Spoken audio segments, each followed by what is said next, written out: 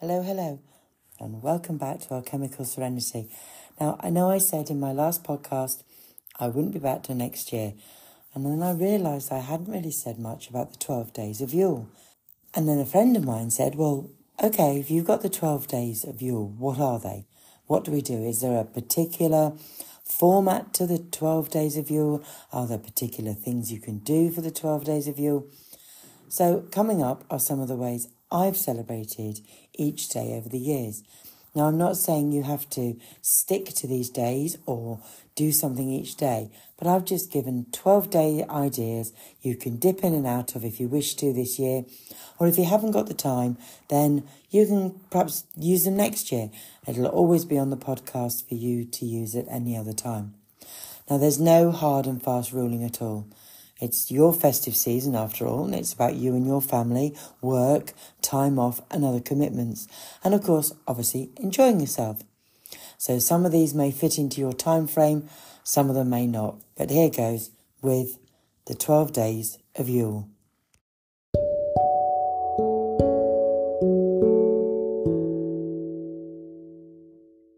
Day 1 is the 20th of December, Modern Act, Mother Night. We celebrate the females in our lineage, giving thanks for the mothers in our maternal line. But obviously not forgetting the paternal line too, as we wouldn't be here without our paternal grandparents, great-grandparents and ancestors. We can also thank Mother Earth for sustaining us, and also honour the goddess of a pantheon if you have one, and honour all female divinities that you're aware of. Light a candle to them, say a prayer or incantation, and connect with your lineage. Light a candle by any photos you have of female ancestors. We all have different stories to our lives, and so you may not want to celebrate anybody that's in your line. That's fine, you don't have to do that for whatever reason. So just thank Mother Earth or the goddess. Do what works for you. It is Mother Night, and that's all that matters. But also don't forget that the winter solstice begins at sunset on this day. Day 2, 21st of December, the winter solstice. Yule, Albanathan, Saturnalia. The sun is standing still. If you remember in my previous podcast, our ancestors believed that at this pivotal point, the sun stood still for 3 days, hence the name solstice. So with this in mind, we need to bring back the light. So why not dig out your bestest candles and perform a light returning ritual? This can be as elaborate or as simple as you wish in your practice. If the weather is not too chilly, then why not perform it outside? If not, then use your altar and a simple candle. If you don't like to use candles, then just use those little battery-operated ones. Remember, it's the intention that is important, not the items that you're using. You could incorporate a fire pit if you wanted to, and maybe a nice tipple if you're outside, obviously just to stay warm. Day 3, 22nd of December. Make a simmer pot. Now this can be done in 2 ways. You may already have a pot that you pop candles underneath and put water into the top, and maybe you add essential oils into the water. So you can easily use one of these, or maybe if you wanted to be a bit more elaborate, use a pan on the stove and gently warm water to let it fill the air. Another way I've done this in the past is with a fondue set, which I know sounds a little bit bizarre, but if you know what a fondue set looks like or how it works, you have a heater underneath so that whatever is inside the actual fondue pot itself, it stays warm. So you can still use this perfectly for a simmer pot. Some even actually look like a cauldron, because they're made from cast iron. This works just as well. But I did have to heat everything up in a pan on the stove and then transfer it into the pot to keep it warm. Obviously take care in both instances. This water is going to be hot. It's not meant to boil, it's just meant to simmer very, very gently. And be careful if you're moving it around. Now, there are lots of recipes online for simmer pots, but here's a quick one just to help you for now. Orange. Cut up an orange in slices and just drop a few pieces into the water. Orange signifies the return of the light, and it's got that lovely colour of the sun.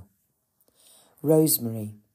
Rosemary is for love and remembrance, so it's a good one for burning at Mother Night or for putting into the simmer pot if you're remembering family who are now in spirit. Cinnamon. Cinnamon carries a high vibration and attracts positive energies, but it also repels negative and works very well in the same as Palo Santo. It also brings good luck and prosperity. Juniper, for strength, wisdom and survival against anything thrown at you. So a good one if you think the festive period could be a little bit fraught. Cranberries are great for abundance and gratitude, healing and rejuvenation, and also they support our well-being with many health benefits. Star anise, very much like cinnamon, it can repel negative and bring in positive energies. Now you can mix and match these with any of your favourite essential oils if you have them. Be careful not to use too many drops though, because if you get carried away with clove, for example, that's all you're going to smell around the house, and if you put too much pine in, you'll end up smelling like the toilet disinfectant. Simmer pots are a lot lighter than an essential oil pot and should just waft a gentle smell around the home. But if you want to just use what you have in the house, like essential oils, then use those instead. Day 4, 23rd of December. Make a Yule blessing ball. Now these are lovely not only to make for yourself, but you could also make them for gifts for the family. Now if you are prepared and you're a crafty person who has a stash of boxes in the garage ready for just this type of craft, you might already have the clear baubles to make your own. Well, that's absolutely fantastic. But you can buy them online. But be very careful where you buy from, as some of them have an open back that you can slide little candles in, or those battery-operated candles, so you could hang them in the garden. That's not the type that's needed. For a Yule blessing ball, you need one that is closed, and you sort of take the top off, and you pop everything inside, and then put the top back on where the little bit is to hang them from. You can make these in advance, say next year, for example, and then set your intention for the energies to last for however long you wish. If you can't find any clear balls to use, then just make a little pouch, or perhaps get like a muslin bag. These work just as well. You can use anything from small pine cones you may have foraged, cinnamon sticks, cloves, juniper, berries, dried orange, small branches of pine. If you're out foraging or cutting something from your garden, please connect with the energy of the plant or the tree that you want to work with. Don't just cut it away at a limb. Plant consciousness is a thing, and they will know. So take a moment to just connect with the consciousness and ask for permission to cut a little bit off. They will likely guide you to the limb of the plant, where they're happy for you to take some either leaves from or a little branch. Then just add in anything you wish, and don't forget to set your intentions as you're making it for the next few weeks. You can then hang this from your, if you've got a Christmas tree or somewhere in your home, perhaps have it on your altar and keep it in the same place until sort of mid-January, when the energies begin to change from Yule into Imbolc. A warning here would be if you're using mistletoe though, it is poisonous. Not that I wish to teach anybody's grandma to suck eggs, but please be careful. Mistletoe signifies fertility, vitality and love, and it was the goddess Frigg who declared it a symbol of love, and it is also one of the most important plants to the Druids, which I mentioned in my Yule podcast. Holly, again, is for fertility with eternal life, as the holly tree never loses its gorgeous green leaves, and ivy signifies everlasting life and devotion. Day 5, 24th of December. Bring the outside in. If you haven't already, bring in the greenery and make a centrepiece for your table with holly, ivy, pine, fir, rosemary and eucalyptus if you have it. Any of these will make a super display. If you don't have the room for anything large, then just bring some small pieces in and put them around your altar. Now another thing is, if you don't want to spend your day tomorrow slaving over that box of wine in the kitchen, then why not have a change and have your meal tonight? No, this isn't blasphemy. And then I'll sit there going, my God, what? Have our Christmas Day meal tonight? I know, how radical is this? However, I have done it. It worked perfectly well when the kids were younger. They didn't want to be sitting at the table when there were games to play and chocolate to eat. And I'm not one of those people who forces everyone to sit around a table and eat turkey. So we changed our tradition and ate our meal as an evening meal on the 24th for a couple of years. And it freed us up to do whatever we wanted. And of course, having horses, and they obviously needed looking after, instead of trying to juggle everything around on Christmas Day, it worked for a few years. We didn't do it all the time, but sometimes it's just something else to think of and think, okay, we could perhaps try that and see how we get on. Day 6, 25th of December. Well, most people do celebrate on the 25th. However you're involved with this day, I'm not going to say anything because it's Christmas Day. It's Christmas Day for many people. I'm sure you know what you're doing on that day. And so we will just leave that day, park it there where it is, and enjoy yourself. Day 7, 26th of December. Take a walk in nature, or what is known as the Boxing Day Get Out the House walk. Now this generally involves a pair of wellies and dog walking to the nearest pub. However, find some time for peace and tranquility, and a moment of calmness in nature is probably very much needed after all that partying. You might like to thank the nature spirits, the fae, dryads, gnomes, dragons, salamanders at this time. They are part of our consciousness. They will love any kind of interaction from you. Perhaps leave a gift of bird seeds or nuts as you go for a walk. I used to do this when I walked my dog. Now I say used to, as I had to stop as I noticed the blackbirds began cooing at a certain time of the day on a certain area that I was walking when they knew I was on my way. But also cats started to appear and were sitting waiting in the bushes, no doubt waiting for the poor unsuspecting blackbirds. Day 8, 27th of December. Baking biscuits with the kids or the grandchildren. Why not have a baking day and make enough to give away as gifts if you're visiting people after Christmas? There is nothing to say that baking gingerbread men or mince pies is before the 24th, so why not make enough to drop off a few to friends and neighbours as random acts of kindness? I like to make Viennese whirls and Danish butter cookies sprinkled with icing sugar. Well, I'd like to say I'd give them away, but if my daughter or father used to see them first, then there'd never be many left. Day 9, 28th of December. Why not have a fortune-telling night? Gather some friends around for an evening of tarot cards or rune reading and see what the forthcoming month will bring. Now, you don't need to be perfect at card reading. Most cards and runes come with little booklets that will give you some basic meanings of the card. If the weather is suitable, have a fire pit, some mulled wine or some glühwein, and see what the future holds for you and your friends. Day 10, 29th of December. Devote some time to you. This is probably a good journaling day. Take some time out to reflect on your past year. Did you make any resolutions last January? Did you achieve any? If you're like me, you've probably thrown them all out with the bathwater a long time ago.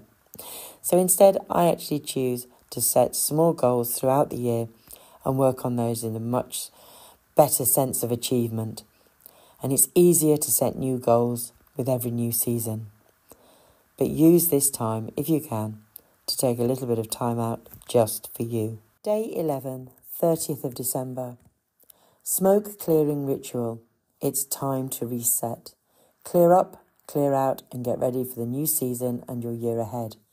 A smoke clearing ritual is great for shifting any stagnant energies which can sit in corners of rooms hiding away unnoticed like little gremlins.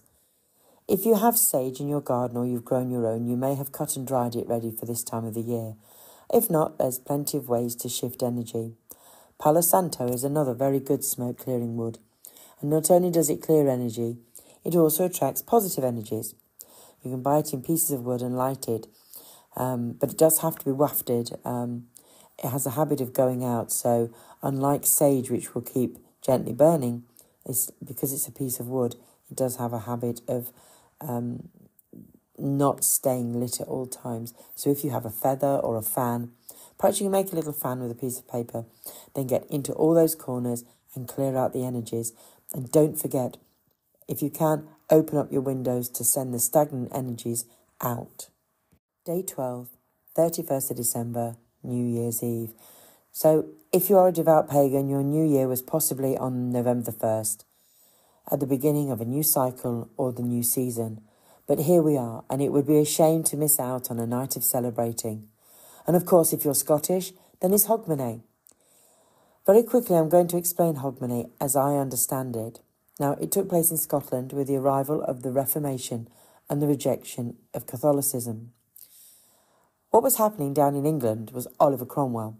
He led a parliamentary army in 1645. Cromwell was a Puritan and then regarded Christmas as a wasteful festival that threatened the core of Christian beliefs, and therefore all activities regarding Christmas had to stop and were banned, including attending Mass. Other popular customs were also banned, like making and eating minced pies, not the minced pies we have now, obviously the minced meat pies, which were the savoury version. They were banned, and there were lots of other customs that were banished, such as dressing up the houses with holly and ivy. To be honest, everything was banned, even Easter, Whitsun and All the Saints' Day. Christmastide became a day of repentance, fasting and prayer. Cromwell also believed that Charles I was a secret Catholic, and he had him deposed and executed in 1645. And for the next 4 years, England was run by Parliament. But Cromwell had more plans, and supported by his army, in April 1653, he walked into Parliament with musketeers and kicked out the whole of Parliament and declared himself Lord Protector. He moved into the Palace of Whitehall. Now, trading usually stopped on Christmas Day for everyone to celebrate, but now all the shops had to remain open, and this included the markets, and anyone attending Christ's Mass service would suffer a penalty. Soldiers patrolled the streets of London, but despite the threats of fines, and the ban was never really popular, and people still held their Mass services. But there were quite a few violent encounters taking place. Cromwell remained Lord Protector until he died in 1658. Charles II was then welcomed back into England from exile as the rightful heir. All legislation was dropped regarding Christmas, and it was celebrated as both a religious and secular festival. However, in Scotland, things were different. Scotland had officially split from the Catholic Church in about 1560 as their own Reformation, and they adopted a more Calvinist approach. Calvinism being a Protestant branch of Christianity, they believed that the extravagance of the Catholic faith didn't reflect their appreciation of the Scriptures. Now, as you can imagine, this did not go down too well with the Scots, who enjoyed a good party like the rest of us. And in 1640, the Scottish Parliament passed a law making the Yule vacations, as they were known, illegal or face imprisonment. This ban was officially revoked in 1712, but the Church continued to frown on the festive celebrations. And it would have been unthinkable to have a Christmas tree in your home in parts of Scotland right up until the 1950s. It wasn't until 1958 that Christmas Day was finally made a holiday. Now, because Christmas was officially banned, Scotland continued to celebrate the New Year, as this had no religion attached to it at all. And there are some traditions that still take place. As I mentioned in my Yule podcast, my family still holds up the first footing as a traditional part of Hogmanay celebrations because of our Scottish heritage on both sides. The first foot into the door on New Year's Day should traditionally be a tall, dark-haired man, which is said to date back to the Viking invasions, as Vikings were typically fair-haired, so the arrival of a blonde man could mean the village had just been ransacked. And that brings me to the end of our 12 days of Yule. I hope there are some ideas here that you may like to try, or perhaps you've just tuned in to see what all this 12 days thing is about. Whatever you do to celebrate, have a wonderful time. It's completely up to you whether you take the odd thing here and there and try it if you haven't done it before, or just write some ideas down if you have your own Book of Shadows. Don't forget, you can find me via the name Alchemical Serenity on Facebook and Instagram. I'm on all the podcast platforms and also on YouTube, where I try and add in some more visual images. I will be back in January, so please give me a follow, that would be great. And if you can give me a lovely 5-star review, if you can, I would really appreciate this. Say hello on YouTube. It's always nice to have a conversation and know what you do to celebrate this time of the year. Much love, much new light, and much happiness over the festive season from me, the alchemical druid witch, who is going to now hang up her wand for a couple of weeks and enjoy the holiday season. See you again soon.